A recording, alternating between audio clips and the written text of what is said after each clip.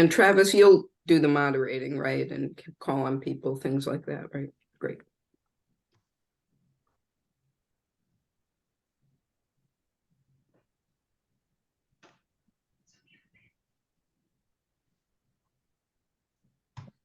All right, good morning, everybody. We'll get started in just a few minutes here. We're going to give everyone a chance to pop on. Thanks for joining us.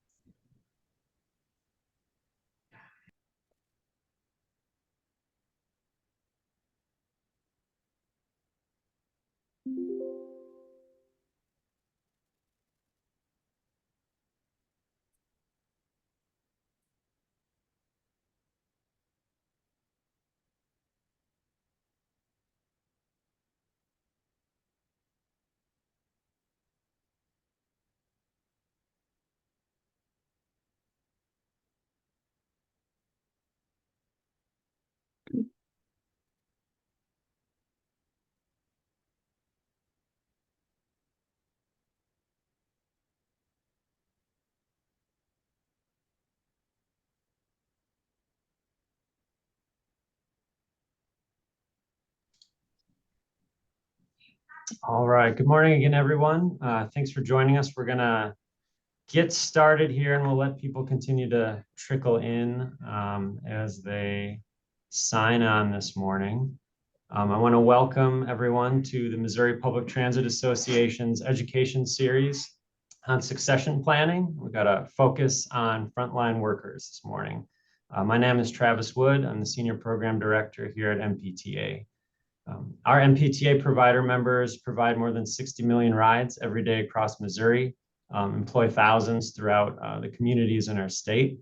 So I'd like to welcome board members that are present and thank our members for all they do moving people across the state every day. As a reminder, this webinar is the second part in a two-part series focused on succession planning. This is an incredibly important topic for transit agencies across the state, as labor issues continue to have ripple effects throughout the industry. Employee retention and planning for the future continues to be vitally important. In June, we heard from CTAA on the importance of succession planning from the organizational perspective. So now we're going to drill down into the perspective of our frontline workers, the folks that are on the ground helping move people every day. So we're lucky enough to have two experts with us this morning from the Transit Workforce Center. We have Patricia Greenfield, Senior Director, Workforce Education, and Karitsa Holdzkom, Senior Policy Analyst. And they're going to provide, again, that frontline worker perspective, looking at the makeup of our current workforce, mentorship programs, and more.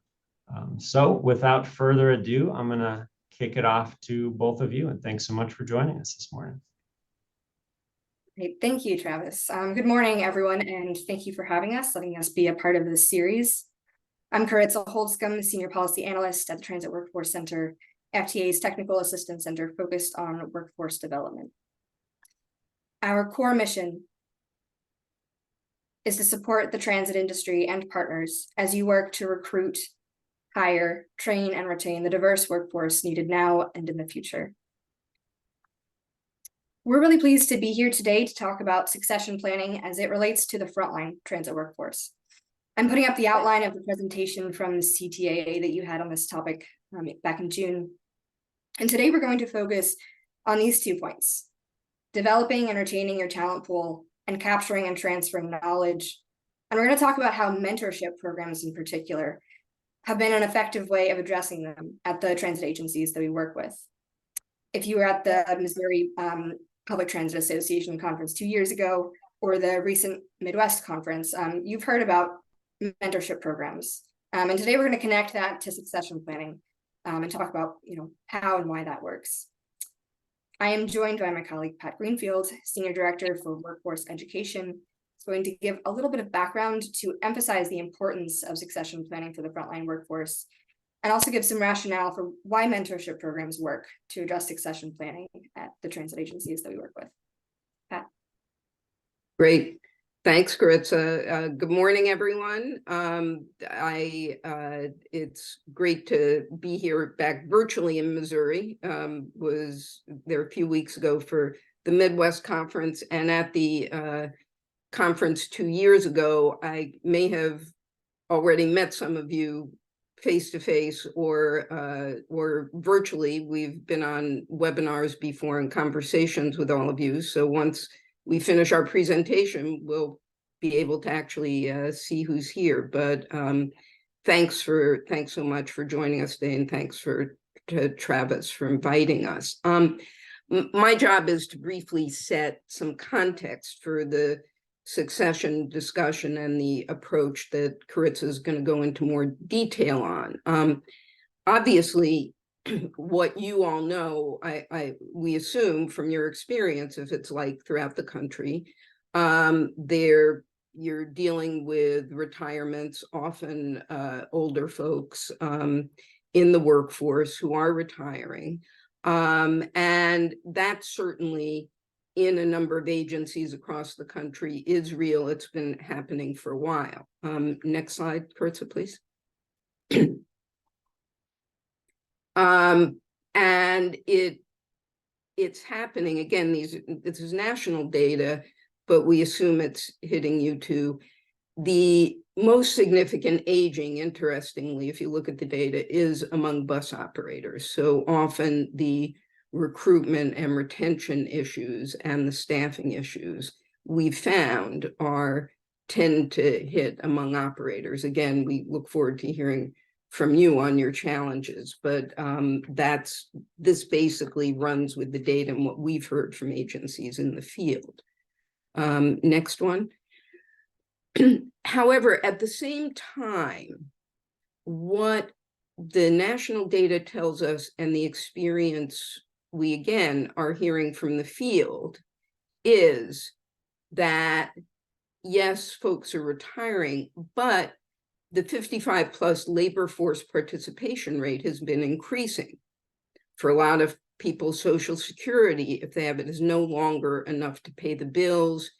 Retirement plan patterns are not as sort of, 60 and out, 65 and out as maybe used to be a number of years back. And there's actually where older folks stay on the job, they tend to have lower turnover. And if they've managed to stay on the job and had that experience for that long, good driving skills. Interestingly, when you look at the data and you look at retention, again, this is national, and we'd love to hear your own experience. Agencies are certainly losing people through retirement, but twice that number of newer workers, younger workers, leave during their first 2 years of transit employment. So you're definitely dealing, again, what we've heard and what the data tells us, agencies are dealing with people leaving, but you also have the challenge of keeping the new people where there's significant turnover early on. So, next slide, please. This leads us to mentorship as a method of succession planning. And Karitsa will go through the details, but the reason, first of all, a number of you, as Karitsa noted, if you were at MPTA 2 years ago or Midwest Conference just a couple of weeks ago, you've already heard about mentorship. We've also been on some webinars and talked about this. It's a good practice generally in agencies, but it can be a critical tool in terms of succession planning on both ends of the spectrum.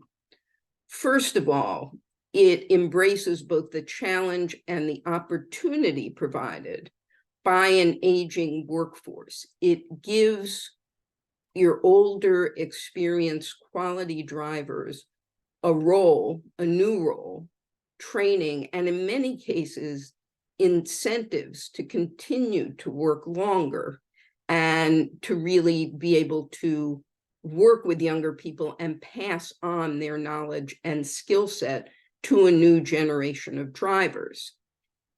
It is also an integral part of succession planning because Karitsa will talk to you about the factor of knowledge, not just knowledge transfer, but training, supporting, and retaining newer members of the transit workforce. And as you'll see from the data we've started to collect from agencies over the country, it really works. It really has an impact. So that's my initial framing, and I'll turn it back over to Karitsa for the rest of the presentation. And then we look forward to your questions and comments.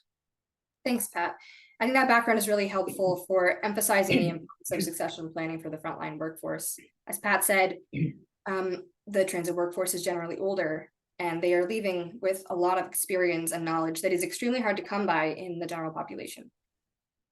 Mentorship programs are a way to help connect all of those pieces together and address a lot of these issues at one time. Mentorship programs provide a framework for your experienced frontline workers to pass on their skills to new workers, in addition to providing moral support and encouragement that is needed.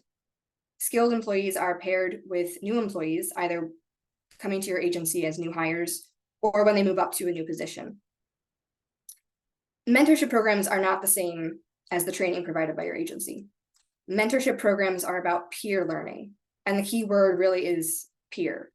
It's a different relationship than what your workers have with the training staff, and can facilitate greater learning. We hear that agencies, their mentees are often more honest about, for example, some aspect of the job that they still feel like they need help to master. Mentorship programs that are intentionally run provide structure and oversight for the mentoring that's probably already happening at your agency.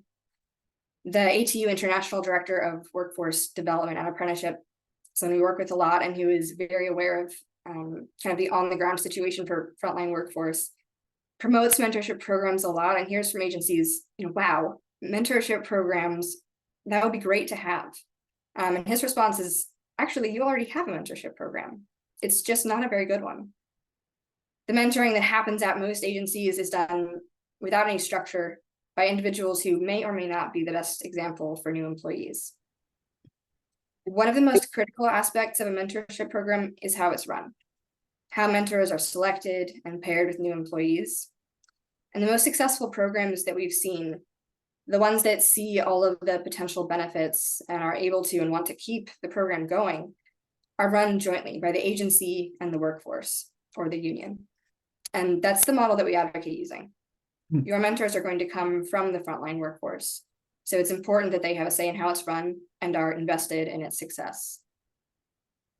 And Karitsa, just before you go on, one other thing I should have acknowledged, because Travis gave us the list initially of folks who are going to be on. We know that if the list is up to date, a few of you already have instituted these programs. So, we look forward to hearing from your experience, because you know this, you've heard from Jermaine and others in presentations. And so just wanted to acknowledge that I think we probably have programs online who actually are doing this already.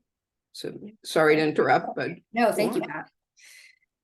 Mentorship programs aid succession planning by a couple of ways. These 3 points I think are the most important. In terms of retention, new employees through mentorship programs have someone to turn to when they need help and guidance on some aspect of the work. Their mentor provides new employees with the tools and support they need to succeed. As Pat said, a lot of agencies are experiencing a horrible retention rate, especially in those first 2 years of employment.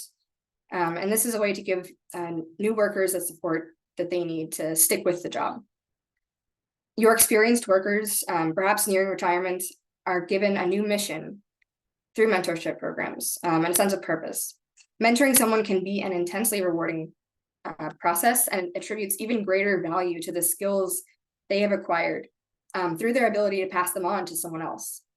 In some cases, being a mentor may be the first step for a technician or operator in moving up to a trainer or supervisor position.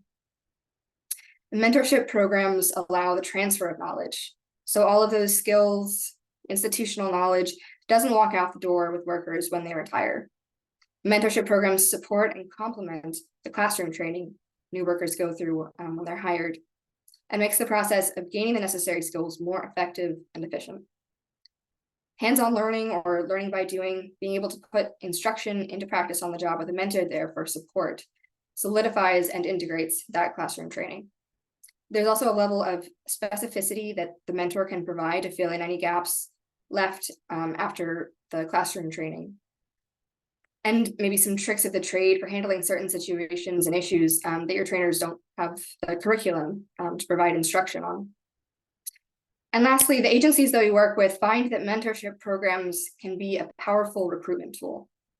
For maintenance positions, agencies can expand the pool of potential applicants to include individuals that may not have all of the necessary training.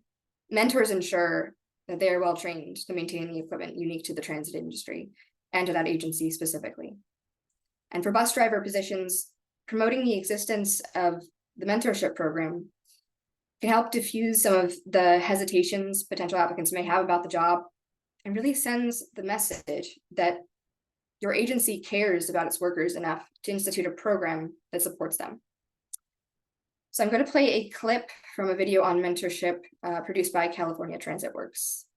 See some mentorship in action.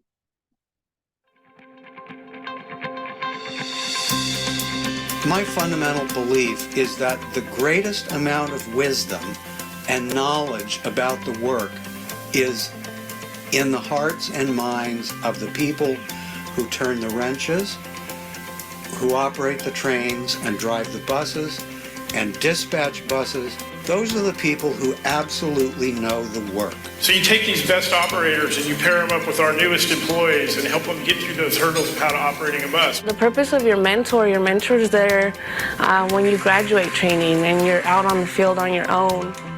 You learn all this stuff in class. When you get out on the road, or everything is different. But then in the class, they don't teach you how to manage your home life either, and with work. We've talked many times on what it takes.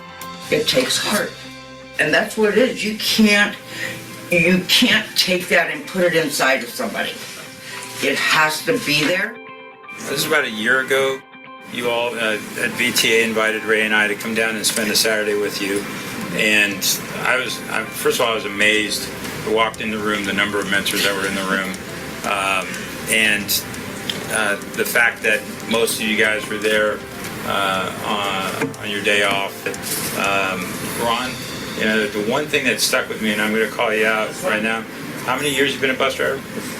Serious? 38 years, 2 months, and 18 days. Guy, 38 years. This guy bouncing around the room with energy, excited about teaching new people and spreading goodwill, and that just energized me. Picking the right people with the right personalities to mentor new mentees coming in. And so for me, it was just perfect from the beginning, because your style of mentoring worked for me. They connected me with somebody who's like, yeah, you know what, I do understand. You might see some people that, their stories might touch you a little bit, and this is how you handle it, and this is what you can do the next time, So I really like that they connected me, that the program connected me with somebody who can really help me in my personal experience. I love that video. So we've got a sense of generally how mentorship programs in transit work. There are some differences, though, depending on the occupation. Mentorship programs for bus operators start, like what was shown in the video, when an operator completes their training and prepares to start driving routes. So after completing the training, operators are paired with a mentor selected from among the experienced drivers at your agency. Through the training provided to new operators, they already have the technical instruction for how to operate the bus. We've spoken to bus drivers at many agencies, and they'll tell you that's not the hard part of the job. It's every other aspect of the job. And the hardest period of being a bus operator happens at the start. that first year or two. Mentors provide guidance on how to deal with everything else that happens along the course of driving a route.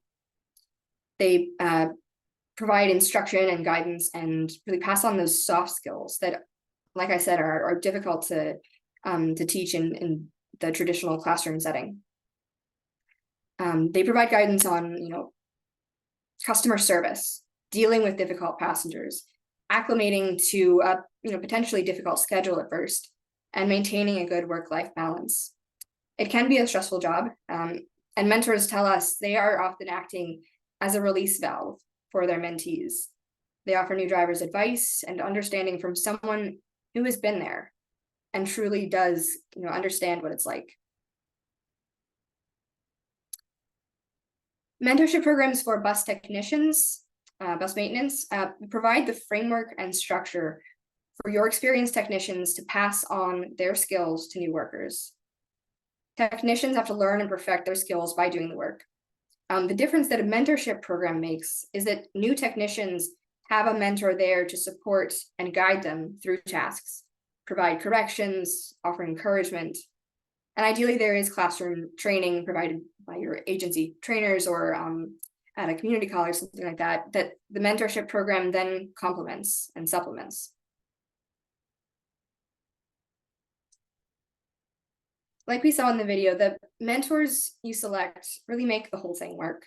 Having mentors that you can trust, mentors that have been selected by that partnership between the agency and the workforce, mentors that will give their mentees the proper instruction and guidance, that are able to effectively communicate with and provide support for their mentees. That's how you get to some of the benefits in retention and knowledge transfer. The details and process for how mentors are selected will ultimately be up to that partnership between the workforce and management. So we've spoken anecdotally about the benefits of mentorship programs. So here's some data to back that up. These are the outcomes that some transit agencies have seen when they develop a mentorship program. VTA in San Jose saw a 15% increase in their retention rate. AC Transit in Oakland saw a similar increase. At GCRTA in Cleveland, this is impressive. The retention rate for operators with a mentor was found to be almost 30% higher than those without a mentor. And operators with a mentor had 34% fewer absences. These are all operator mentor programs. And I should note that AC Transit and VTA both took their mentorship programs a step further and had them approved as registered apprenticeship programs, which can come with additional benefits. So we hear a lot of anecdotal stories about the benefits that transit agencies see from mentorship programs when they institute them, but having actual data to back it up is pretty powerful. So with that, I think we'll open it up for questions, and thank you. All right, Pat, Karitsa, thanks so much for giving us that overview, and I'll be sure to share that video and the information that you shared with all of our registrants post-event as well. So everyone, please feel free to use either the chat function or the Q&A tab to share questions. We did gather a few questions prior to the event. And so one thing I did want to jump in on is I know you mentioned that, mentorship typically begins after, some of that technical training has been completed. I know at least some of our agencies have had difficulty, maybe they're making offers and they're having difficulty getting people through some of that initial training process. I'm wondering if you've seen in sort of this post-COVID landscape, any agencies that are maybe using mentorship or something similar to help get people through maybe that initial period before it typically starts.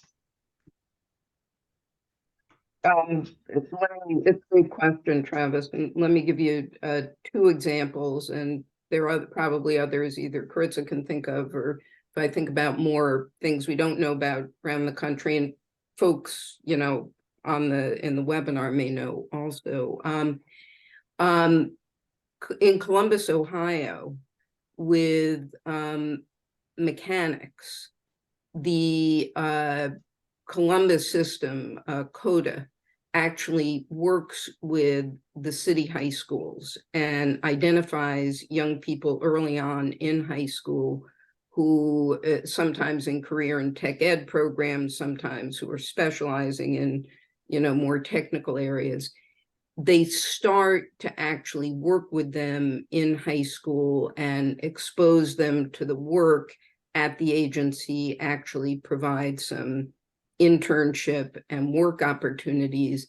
And they also have at the same time mentors assigned to these high school students who are both mentors in answering their questions about working at the agency, but also I think if you talk to the folks there, they become sort of almost,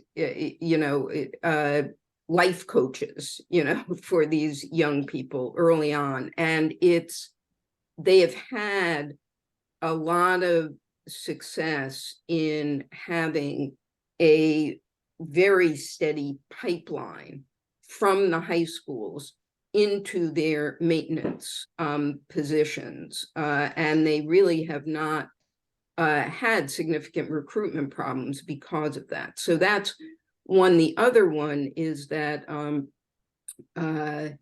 out in California, smaller system in Marin County, Golden Gate Transit, works with their local, both community college and junior college. The community college is actually one of the colleges they work with on some curriculum. One they work on sort of prepping people. They actually have a college class that they've worked out in partnership with their community college that takes people before they enter and works with them on what the job is like. This is for operators in particular, preparing them for the operator jobs and helping them through the whole application process.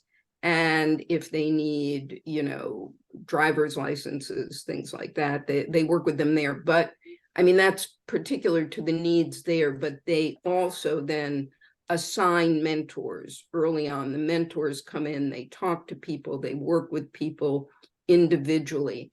And all of that, again, has helped potential applicants establish a relationship either in the process of applying or before they apply. And it really has helped with the recruitment process. Does that get at some of what you were asking about? I know, Karitsa, if you have I was going to mention SEPTA has a really similar program to the one you mentioned at CODA, pairing high school students who have expressed an interest in the transit industry with rail technicians and bus maintenance technicians. I think the period of mentorship is about a year.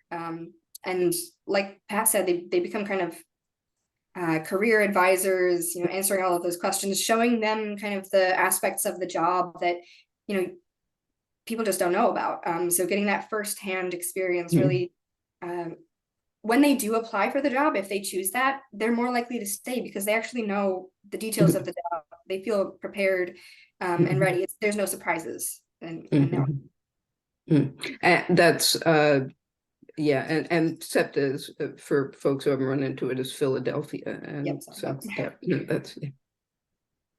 I think appreciate that insight, because I think we've definitely heard from some of our agencies that making some of those early communications and continuing to be involved and keep that those communications regular is helpful. So I think there's that aspect of trying to get to where you conventionally start mentorship and training and get through some of those hurdles. So that's good to hear. I wanted to touch on and talk about SEPTA or some of the other agencies that have these programs. In Missouri, like most states, we've got our big providers and we've also got some of our smaller providers. Are you seeing examples of some of the smaller providers having, effective mentorship programs? And maybe if you could touch on some of the differences you see in what those look like.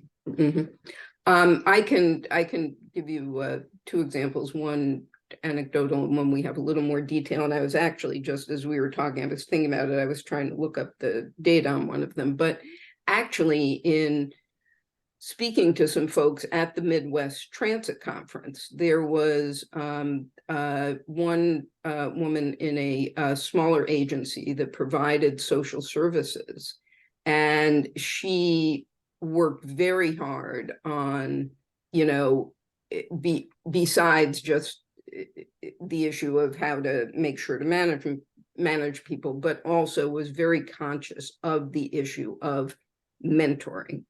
I mean, it's something, one of the great things about mentorship is it really is scalable. I mean, you can have, as they're doing now in WMATA in Washington, D.C., 300 mentors trained, you know, for their workforce, or you literally can take one of your senior people, you know, and work with them on being a mentor, particularly if you have an agency, maybe where a number of part-time people come in, you know, someone can have the particular role as a mentor, and in all cases, some sort of mentor training or basic ways of how to be a mentor helps, because it just, it's good to think about what's different and what you should be aware of. But it absolutely can be done one-on-one, and we've heard examples of that, or one on a few people, or hundreds. There's a fairly small agency. It's a city, but it's really around sort of a college town sort of area. Probably you all know it out there in the Midwest, but Champaign-Urbana is a smaller program that's formally introduced. It's a non-union workplace, and they formally introduced a mentoring program. It was started up by this one woman with the support of the agency. She had been a 30-year operator. And she had come to one of TWC's presentations on mentorship, and she said, we need this. I could have used this when I was a new bus operator. And she built the mentoring program from the ground up, worked with some of our materials, developed mentor training, and they have actually the data Karitsa showed you is strong data. I was looking for Valerie's data, but she was really careful about tracking their retention rate in the year before the mentor program, and then the first full year when the mentor program started. And I'm going to have to get you the actual numbers, Travis, because I haven't written down somewhere, but if I remember correctly, their retention rate jumped from 54% to, it was like the high 80s or low 90s in the year that the mentorship program was produced. And this again is one person in a smaller agency building a program, committed to this. She visited some, you know, and talked to people from some other agencies who had done this, and it really makes a difference. And your question about large and small is important. One of the reasons we really feel strongly about this is it's doable and scalable. You know, you can do it small, you can do it big. It's absolutely doable. I also want to mention that, you know, if your operation and maintenance is contracted out, that still works. You can have a mentorship program. There's a Fairfax connector in Virginia that has a bus maintenance apprenticeship. They're contracted out, and they've had extreme, they jumped on it. And, you know, a lot of agencies have, you know, several months of kind of hammering out the details. Maybe it takes up to a couple of years. But within a couple of weeks, they had this mentorship program registered as an apprenticeship, and have been running with it. In Austin, Texas, they have contracted out operations to RATP Dev, I believe.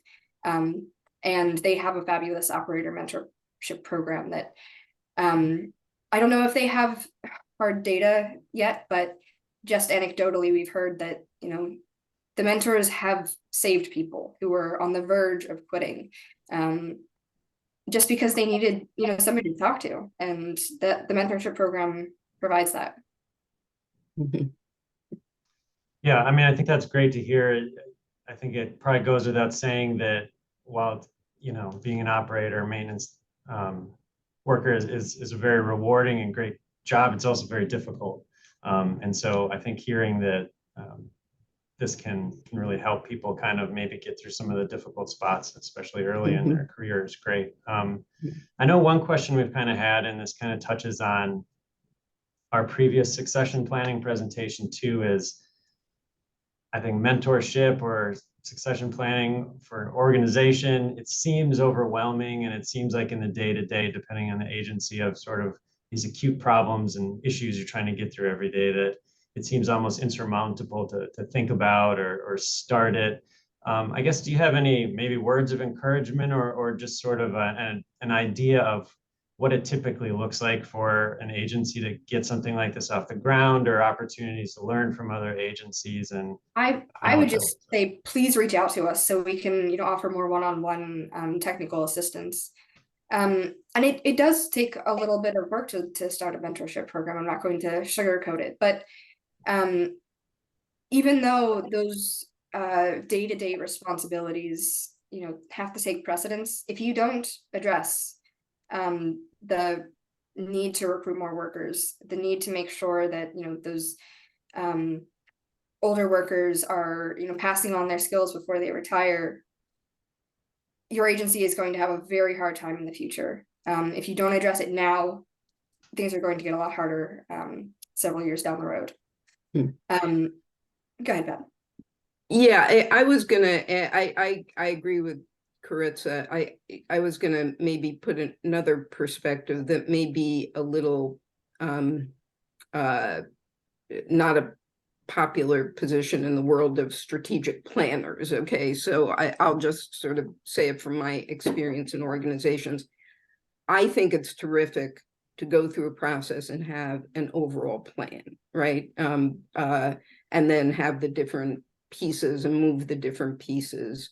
I also understand from being in a lot of organizations and working with a lot of organizations how overwhelming that can be, especially in, all of your agencies. You all are stretched beyond belief, right? You have, you're doing tons of things at the same time.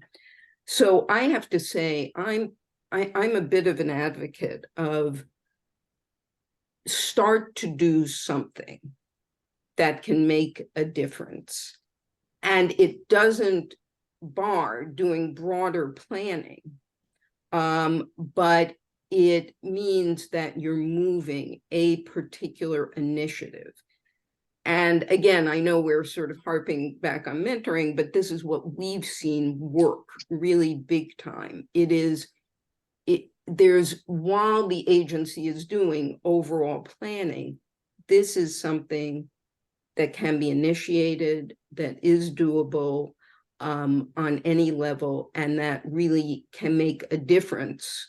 And it can be part of the bigger plan, but there's no reason to not do it while you're working on the bigger plan. And quite honestly, if it helps with, retention and it helps with recruitment, then you're already going to have part of your succession plan in place. Now, quite frankly, our expertise, by the way, is not, and this is why we're not speaking to it, Karen Souza really has more in this area. We focus on the frontline workforce. We don't do sort of, all the administrative and other jobs that there are in transit. Certainly mentoring programs have worked there too, in terms of making sure that you mentor people into new positions, ideally before the folks who are leaving have left. So, I mean, I would argue that it could be used at other levels, but in terms of frontline workforce, I know this is all overwhelming, but one of, again, the many reasons we like mentorship, why so many different agencies across the country of different sizes and different types have jumped on it, is it really is doable and it has an impact. I would also say, the first step is the hardest. And you start the process, and you have the support from the workforce, things start to move. The first step is forming that partnership that will run the program and decide on the details. So it's asking for volunteers from the frontline workforce to join a committee that has the oversight for this program, decides on those details. Obviously you have to select the management personnel who will be on that committee as well. And deciding on those details can take a little bit of back and forth, but it ensures buy-in, that there is consensus. And I think that's also really powerful. It has benefits outside of just starting a mentorship program. A fantastic relationship between management at the agency and the workforce goes a long way. Yeah, I also, building on that, I would say we gave you some quantitative data on the impact, but what Karitsa is talking about is people have really seen these mentor programs. Some of you may be very comfortable with the culture you have in the agency, and people are excited to come to work, and people are feeling good. No matter where you are, we have found from all sorts of comments from folks that mentorship programs improve morale and strengthen in a good way the culture of the agency. First of all, because your newer people feel supported through a very formal program, where they know they have mentors, but also a number of more senior workers who may have felt sort of ignored or bored or a little disconnected. They're just going through the motions. They get really excited about doing this. One of the things, Jermaine, who again, some of you, if you've been at any of these presentations virtually or in person, but Jermaine Gibson, who Karitsa mentioned from Amalgamated Transit Union, one of the questions he gets all the time, not questions, people come up to him and say, well, we're never going to get people who want to be mentors. I mean, our people just want to clock off as soon as they're done, and they don't want extra work. And he says, I promise you, you are going to get people who, once you offer this as an opportunity, you're going to get senior workers banging down the door to do this. Your problem is going to be making sure that you pick the right people, because some of the people are not going to be the right people, and he's saying this as a union guy, right? But he's very conscious that not everyone is entitled to be a mentor. People really respond. Senior folks really respond when you say, you have knowledge, you have something of value, and we want you to really help us in passing that on to young people and helping young people. Folks want to do this. And so we've just seen this real impact on morale and just involvement where the mentor programs have been instituted. And that's something you can't put in sort of quantitative data. I guess we could survey people about it, but there are limits to what you can survey. The operator mentorship programs, most of the ones that we've seen, the mentors are usually volunteer, at least for the operator program. And even so, no agency that we've spoken with has had issues recruiting mentors. Often there is some sign of recognition that the mentors receive when they are selected. Maybe it's a badge or something like that, and it does mean a lot. It's definitely a sign of something that they're proud of. Yeah, and I think, Karitsa, back to something you mentioned earlier that, and Pat, this kind of goes with your taking, even a small step, just do something that it's one level, it's already happening irregardless, mentorship, good or bad. in an agency. So adding some structure there. And I think, in some of the examples you've given, there's champions within agencies that have kind of brought these programs to light. I think short of having maybe the head of an agency, and Pat, I know that you've talked about that at post presentation, right? Having somebody be like, we are going to do this. You've also touched on this great data, as well as these anecdotal stories and these different narratives. I mean, what's the best way for someone, I guess, to access this information, or to kind of bring this to their agency and say, hey, this is working here, how can we do this? So I'm going to share in the chat a link to the fact sheet that most of that data came from.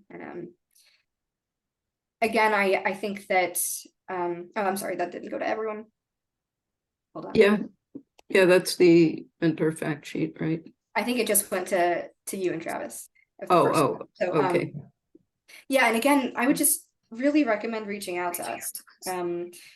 Having, one-on-one technical assistance can really help get the ball rolling. And we also often connect, a transit agency with, another that has instituted this mentorship program and can provide kind of their real experience, the challenges they overcame, the benefits they've seen. And I think that's really powerful, having that connection to a peer agency. And being able to follow their process, asking them questions. Agencies are very open and are willing to kind of give that guiding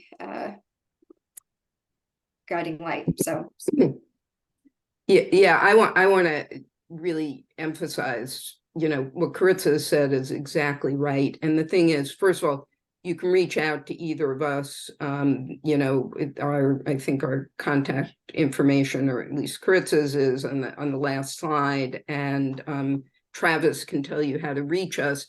What we do is we can give you basic materials, information, and we have members of our team at Transit Workforce Center that can work with you.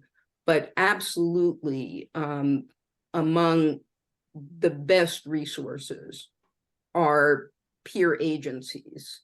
The woman I mentioned from Champaign-Urbana is now going out to Arkansas for a conference to talk to a whole bunch of small agencies in Arkansas about how she did it, and she how she put mentoring together, and to be a resource for them. So a lot of what we do, we have folks on staff and who work with us who have expertise.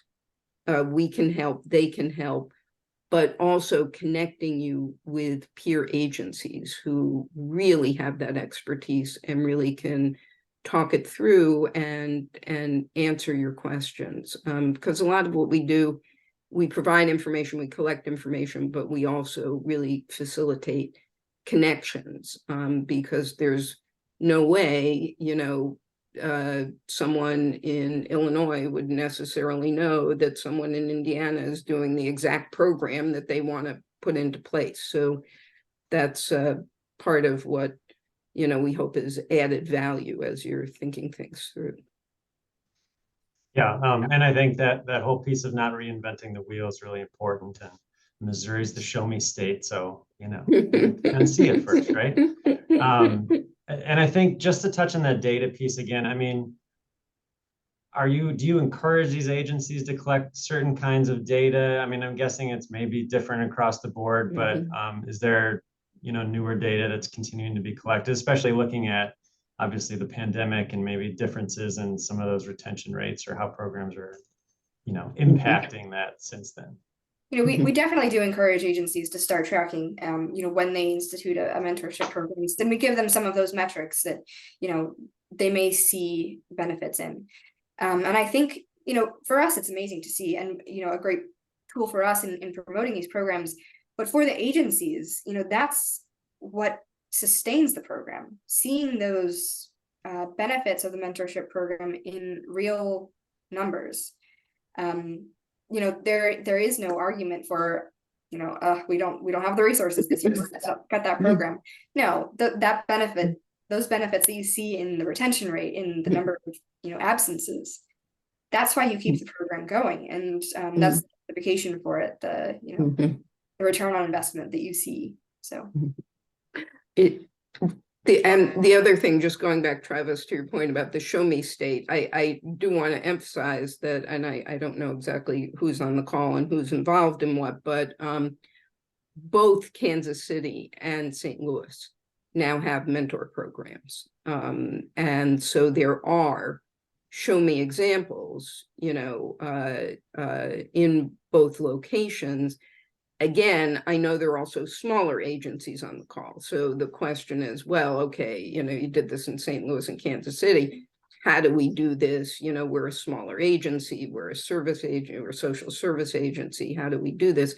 And again, we have some folks in other states, again, like Valerie in Illinois, who can talk a little about how she did this in a smaller non-union environment, in a really collaborative way. So don't ignore the really good examples in Missouri right now. They're there, and that's why St. Louis, 2 years ago, Kansas City presented at MPTA.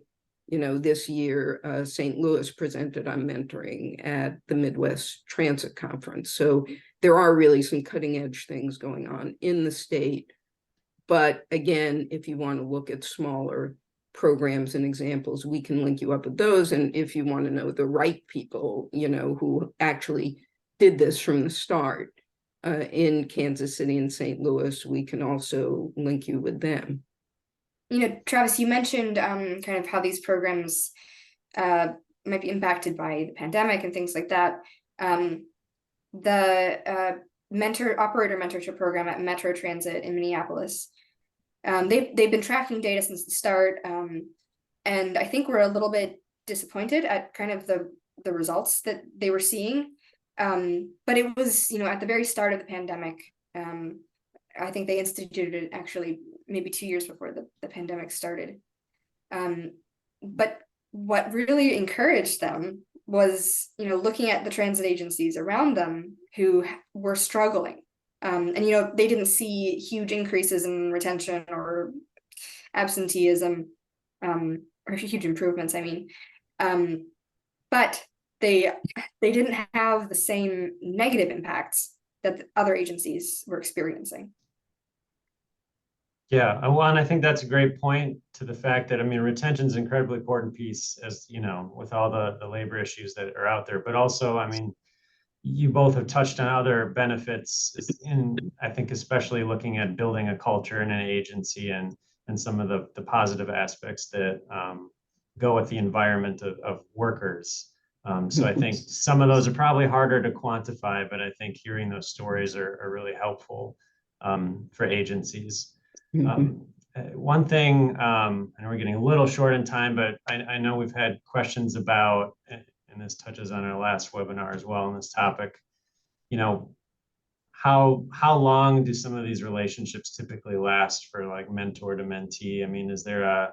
Is it typically a year? Is there some agencies exploring extending that? Is it ongoing? I'm assuming that there's definitely personal relationships that sometimes develop out of these mentee-mentor relationships. I think in general, operator programs are usually about a year, maybe a little bit longer. I think Metro Transit started with a year-long mentor-mentee relationship and expanded it actually to 18 months. For maintenance, I think it depends really on the skills of the worker when they are hired, and how much support that they need. That relationship could be a year, 2 years, 3 years, really depends on the skills that need to be mastered. I think all of those decisions are really dependent on the needs of your agency. Right. Sure. Yeah, and I think, Travis, you made a good point there, that there's the formal sort of, and usually Karitsa's right, sort of the standard is a year, certainly no less than a year. I think from what we've seen, that you want to have the formal program, but we've found, again, anecdotally, that those relationships can continue long-term in terms of general support, building. You saw and I'm sorry if some of you didn't hear it, and as Travis said, he'll send out the video, but you saw Jermaine Gibson, who now runs these programs nationally for ATU, but he was initially a bus operator. He was talking about how important it was, and he had his mentor there sort of beaming in the background, how influential his mentor was. And then he eventually worked with her for him to become a mentor himself. And I know that every time he goes back, to California, he sees her, and touches base. And that also goes to, again, one of the strengths of a structured mentor program is not just some training, but making sure you don't just match mentors and mentees randomly, that you really look at who's going to fit with who, because you want this to work for the year, but you also, want it to last longer term. And I just go back to one other thing in emphasizing the succession part, that this really can, sending these mentors out into the community in various ways can be tremendously effective in recruitment. Both they're folks who can talk from experience, but also they ensure people that they're going to have support when they come in. So it creates a really nice line and linkage from recruitment to initial orientation, doing the job. And ultimately, if people stay, they too can move from mentees to mentors as they keep, driving or working as, in other capacities in the agency. Just a little anecdotal story that connects to the number of mentors, mentees that a mentor might have. When I was in Minnesota at an apprenticeship meeting at Metro Transit, apprenticeship and mentorship, I was speaking with one of their mentors, and I asked him how many mentees he had, and he said 25. 25 at once? You were assigned 25 mentees just this year? He said, "Oh no, I never stop mentoring them. That's the lineage. I never stopped mentoring." I think he keeps in touch with all of them. Yeah. That's great. And yeah, I mean, I think that's got to be great for morale. And also, I think it's an important point to talk about as a recruitment tool, as agencies are definitely struggling in that regard across our state. So that's an important piece as well.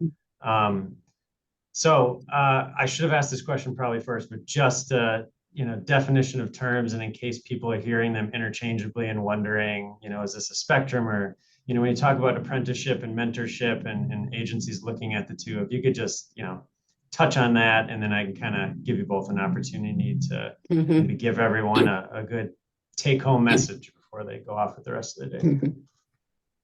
I think mentorship can be done with fewer steps. Apprenticeship has its benefits. It does require a formal apprenticeship committee and then registration with the Department of Labor. But for bus operator, nothing about the mentorship program needs to change in order to become a registered apprenticeship. For bus maintenance, there does need to be a structured training program. And the reason that bus operator mentorship programs can be registered as apprenticeships with no other changes is because the onboarding training for new operators already satisfies all of the Department of Labor requirements for related technical instruction. Go ahead. Yeah, I actually, there's a great link in Karitsa, maybe we can send it. Karitsa's worked on apprenticeship FAQs, and it talks about both how mentoring programs work generally, but also within the context of apprenticeship. And what we found is that, apprenticeship is a formal career ladder program. Mentoring is a critical part of any successful apprenticeship. So I guess that's the way I distinguish it. And it's worth thinking about. But I'd say majority agencies we work with, certainly in bus operator, start with mentorship, although some decide to dive into apprenticeship. And again, Kansas City and St. Louis are good examples, but this has also been done in smaller agencies. Champaign-Urbana is now moving towards apprenticeship after setting up a successful operator mentorship program. Great, thank you. Yeah, I want to be respectful of both of your times because we can talk all morning on the topic, I think. But it just give you each an opportunity maybe to leave everyone with a parting message before they, hit the rest of their day running. I'm just going to repeat a quote that I heard from a colleague at the Maryland MTA. They just started a bus mentorship program, and I asked her, what advice would you give other agencies thinking about starting a program? And she said, start yesterday. So yesterday is over. I'd say start today. Take what we have presented, talk about it with others at your agency, reach out to us. We would love to provide more one-on-one technical assistance and see if we can help you start a program. And I would just say briefly that we work on a lot of initiatives in a lot of subject areas all over the country. I will tell you that both personally and professionally, and also what we hear out there, this is the most rewarding one. This instituting mentoring programs, it has helped people with recruitment. It has helped transition and keep new people. So really, and the critical thing is it's also retained senior workers as they are involved in the succession plan themselves. This is sort of a full, this is everyone being involved together in succession planning in various ways and contributing, and everyone feeling it's of value. And I don't know of anyone who has started a mentoring program who comes back to us and says, this just isn't working for us. There's always just, they become, they become advocates all the time because of what this does for the workforce and for the agency.